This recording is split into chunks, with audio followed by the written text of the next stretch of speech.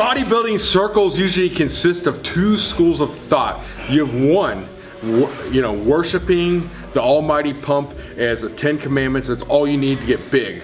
Okay, you have another group that say, you know what, if you do a basic powerlifting program, you eat right, you go heavy, you go home, you get a bodybuilding physique.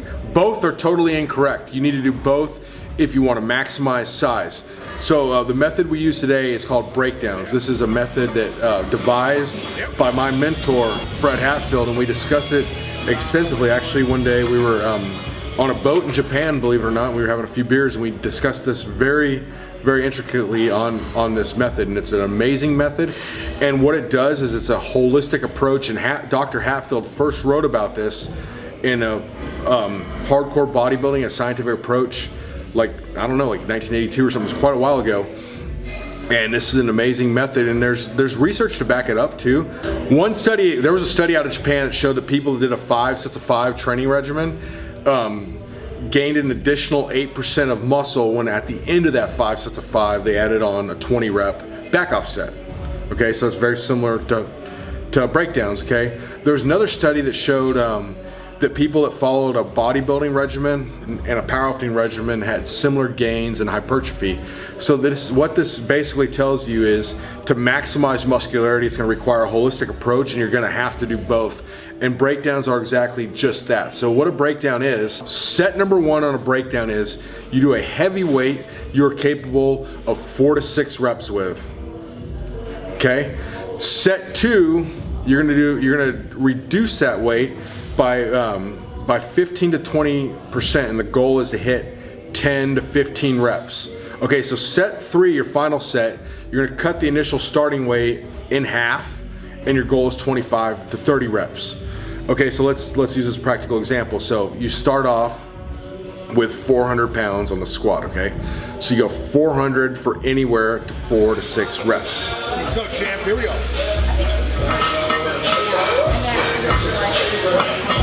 Oh yeah, easy. Come on. Yep, good. Come on. 3 more, here we go, come on. Yep, come on. Yeah, give me 1 more, come on. Yep. Next, you reduce that by 15 to 20%. So you'd be, anywhere in the 320, 335, from 335 range, and your goal is to hit 10 to 15 reps. Okay, then at the end, you go with 200 pounds and you want to hit 25 to 30 reps, okay? We take about a 3-minute rep break on these bigger exercises. Okay, so it's not like a full-on, lay around the gym for 10 minutes and, watch what's going on, but at the same time, it's not just like, take the plate off and go type, like a drop 25 set. 25 reps minimally, here we go. Easy money, let's work. Go. 1, 2, 3, 4, 5, 13, 14. Come on! Yeah! You can go all the way to 30 if you want. 26. 27, come on! Yeah!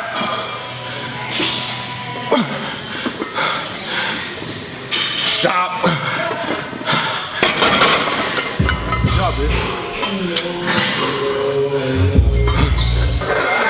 Oh shit. Breakdowns! Type like a drop set. Okay, that's on the big exercises. On the smaller exercises, you can do shorter breaks, like 1 to 2 minutes of something like, leg extensions or something like that. So today, we did the breakdown workout with legs.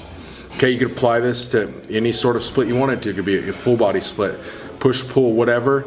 But this is just an example of a leg workout, and Jonathan's prep going very well for the bodybuilding contest. So this is not just, this is not just some sort of pie in the sky theory where Fred Hatfield devised a training method and made the masses his guinea pig and kind of laughed his way to the bank.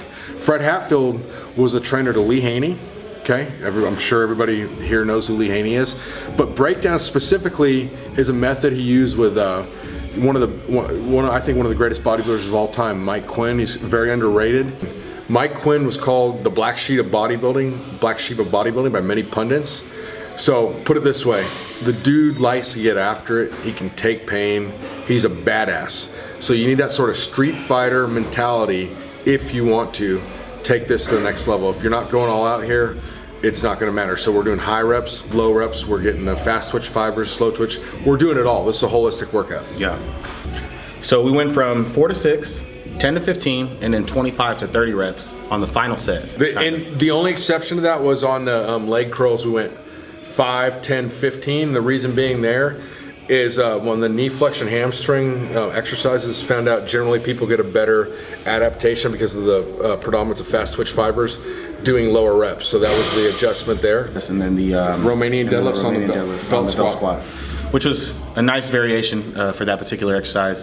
Great feel. A little easier on the lower back, absolutely. More tension on the hamstrings, Absolutely. on the hip extensor. It allows you to kind of just sit back and just get that stretch, pulling back, and really feel the glutes and the hamstrings, especially when you're coming off at the top and really squeezing the muscle. You know, the intensity is always there, no matter what workout we do, no matter what style of training that he decides to put me through. And that's what you have to have. If in order for you to create the change that you want within yourself, you have to go in and give it your all every single time. You know, when Josh is here with me, he invites me over for a workout. You know, my attitude is like, I'm focused. You know, my eyes they're barely even open. I have, you know, nothing else on my mind but just making sure that I'm getting these reps down. And whatever it is that, you know, he's telling me, I'm making sure that I do it, or I can go beyond that. And that's the mindset, mentality that you need to have each and every time you work, you know, you're putting in work within the gym. Jonathan's like a monk at the Shaolin Temple. I am the Kung Fu master, and today we produce some magic, I think. Hell yeah, hell yeah. I hope you guys enjoy this workout. It's insane, intense. You guys need to try it for yourself. You know, if you really want a fucking good push, yeah, this is definitely where it's at. And furthermore, thanks for the support when I made the post on Instagram about this training method, because when you guys want to see it, we're going to show it to you. However, assuming it's effective. So if it's like, you know, some bizarre, like, you know, I don't know, whatever is all out there that's totally ineffective, like, you know, Richard Simmons, like Tony Little, you know, hybrid type, Pee Wee Herman hybrid type of thing. Yeah. We're not going to do that. We're going to do stuff that's real and effective, but we do want to introduce you, you know, some methods from the greats of the past, but then, you know, also put a modern day twist in it, because sometimes people are so hell-bent on wanting to reinvent the wheel when it's not necessary.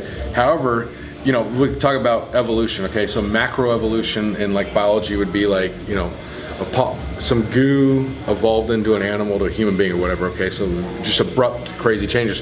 Where microbiology would be like Darwin's finches, okay? The finches, you know, with the best beaks, they were able to get the most food, survived over time. So in time, they were bred with those beaks. There wasn't like any kind of crazy mutation, it's just natural selection. Yep. So that's sort of what we do with this. We're not trying to do a macroevolution where, you know, the leg curl becomes like run into your head, you know, with a kettlebell attached to your testicles.